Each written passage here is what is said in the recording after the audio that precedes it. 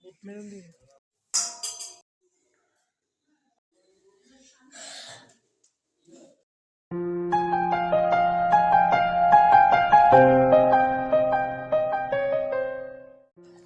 বন্ধুরা, Shubhra blog and কুকিংয়ে আমি শুভ্রা সকলকে জানাই গুড মর্নিং। সেই সাথে বড়দের প্রণাম, ছোটদের বুক ভরা ভালোবাসা রইল। আশা করি যে যেখানে সবাই ভালো আছো, সুস্থ আছো। আজ শনিবার, ডিসেম্বরের 31 তারিখ, বছরের কিন্তু শেষ দিন। কাল থেকে নতুন বছর, নতুন দিন, সব কিছু নতুনভাবে আরম্ভ হবে, তাই না? তা এই বছরটা খুব একটা যে ভালো কেটেছে তাও বলবো না, খুব একটা খারাপ কেটেছে তাও বলবো না। ভালো খারাপ নিয়েই কিন্তু 2023 সালটা কাটলো। জানি না নতুন বছরটা আমাদের জন্য কী অপেক্ষা করে আছে। তা যেটা যখন যেটা যে টাইমে আসবে সব কিছু মেনে নিয়েই কিন্তু চলতে হবে। তাই চলো সকাল সকাল সংসারের সব কাজ সেরে সুরে কিন্তু কাপড়টা কেচে ঠাকুর পুজো করে কিন্তু রান্নাঘরে চলে এসেছি মুড়ি খাবার করতে। কি করব না, এই যে পেঁয়াজি করব।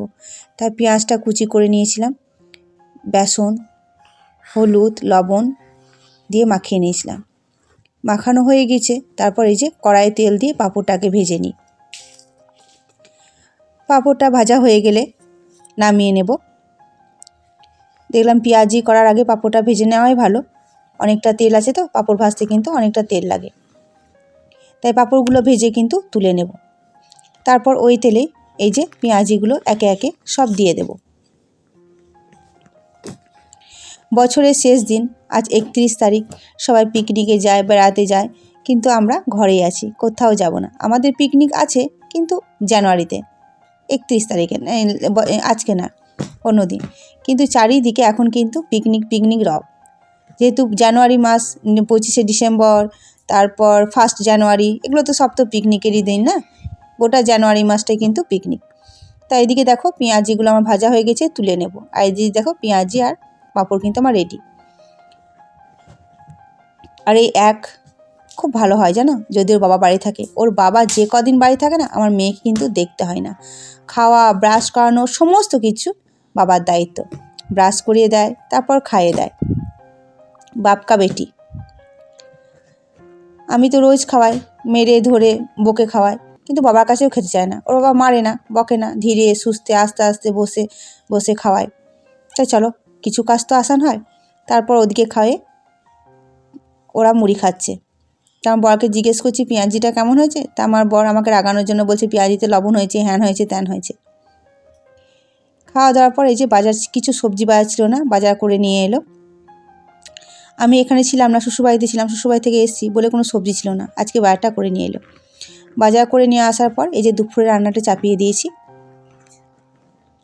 দুপুরে রান্নাটা আজ কী করেছি না করেছি কিছুই তোমাদেরকে দেখানো হয়নি, শুধু এই যে চচ্চড়িটা করছি এইটুকুই। ভাত করেছি, ফুলকপি আলু তরকারি, ডিম ভাজা, এগুলোই করেছি। এই দুপুর রান্নাটা হয়ে গেলে কিন্তু গ্যাস মুছবো, যা যা থাকে, গ্যাস মোছা, বাসন মাজা, খাওয়া দাওয়া সব কিন্তু হয়ে গেছে। তারপর অনেকটা টাইম পেরিয়ে যাওয়ার পর এই যে চলে এসেছি দোকানে। দেখতেই পাচ্ছ দোকানে আছি। কি ভাবছো দোকানে এসেছি কাপড় জামা কিনতে? না গো, কাপড় জামা কিনতে তো এসেছি, কিন্তু আমার জন্য নয়, কারোর জন্য নয়, মেয়ের স্কুল ড্রেসের জন্য। মেয়ের জানুয়ারি 3 তারিখ থেকে স্কুল আরম্ভ হবে। ওদের স্কুলে ড্রেস দেয় না, শুধু বইটা দেয়। এই দোকান থেকে ওদের স্কুলের ড্রেসটা পাওয়া যায়। তাই আমরা, ওর বাবা, আমি আর আমার মেয়ে 3 জনে চলে এসেছি, ছেলে বাড়িতেই আছে। তাই ড্রেসটা পরিয়ে দেখছে ওর বাবা ছোট হচ্ছে না বড় হচ্ছে, একটু বড় সাইজেই নেব, কারণ যেন 2-3 বছর পরা হয়। তা প্রথমে একটা ড্রেস পরিয়ে দেখেছিলাম, ওটা কিন্তু ছোট হচ্ছিল। আর এই ড্রেসটা দেখছি ঠিকঠাকই হচ্ছে, বেশ বড় আছে, বড় সড়োই দেখে নিলাম, 2-3 বছর পরবে। তার ড্রেস কেনার পর আমরা বাড়ি চলে এসেছি। ড্রেস, জুতো, ব্যাগ সব কিছু কিনে নিয়ে এসেছি আজকে, যা যা লাগে, সোয়েটার সব কিছু কিনে নিয়ে এসেছি। তা আজ তোমাদেরকে দেখানো হয়নি, পরে একদিন দেখাবো। তারপর এই যে সন্ধ্যের সময় এসে কি খাবো, মুড়ি খাবো না, এই যে চাউমিন। তা তাই চাউমিনটা সিদ্ধ করে নিয়েছিলাম। এদিকে গাজর, আলু, পেঁয়াজ কিন্তু কেটে নিয়েছিলাম।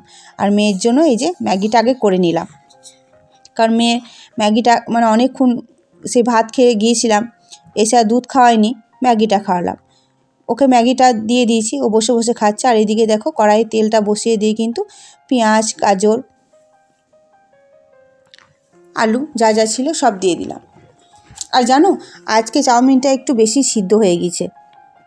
অল্প সিদ্ধ হলে কি হয়, ঝরঝরে হয়, কিন্তু চাউমিনটা একটু বেশি সিদ্ধ হয়ে গেছে। ভাবলাম নামিয়ে নেব, কিন্তু বসানো ছিল না, বুঝতে পারিনি। তা কী করব, এর ওপর চাউমিনটা দিয়ে দিলাম। তোমরা দেখেই বুঝতে পারছো চাউমিনটা একবার আজকে ঝরঝরে হয়নি। মনটাও বেশ খারাপ, অনেক দিন পর করছি, এই এক দোষ জানো তো। দেখো, রান্না যদি মনে হয় না এই করবো যে খারাপ হয় না, মন মেজাজটা খুব ভালো লাগে না, খারাপ লাগে। ভাবলাম সুন্দরভাবে করব চাউমিনটা, কিন্তু হয়ে উঠলো না, সেই যা মন তাই হয়ে গেল। কপালটাই খারাপ জানো তো, বছরের শেষ দিন না, ভাবলাম একটু ভালোভাবে খাবারটা করব, কিন্তু এমন কপাল না। কি করব, কিছু করার নেই, আমরা তো নিজেরাই তো খাবো, যা হবে তাই খেয়ে নেব, সস টস দিয়ে দেবো, ওতে ভালো লাগবে। তা তোমরা দেখে বুঝতে পারছো আমি নাচছি, ঝরঝরে হয়নি, একটু মানে খুব নরম হয়ে গিয়েছে।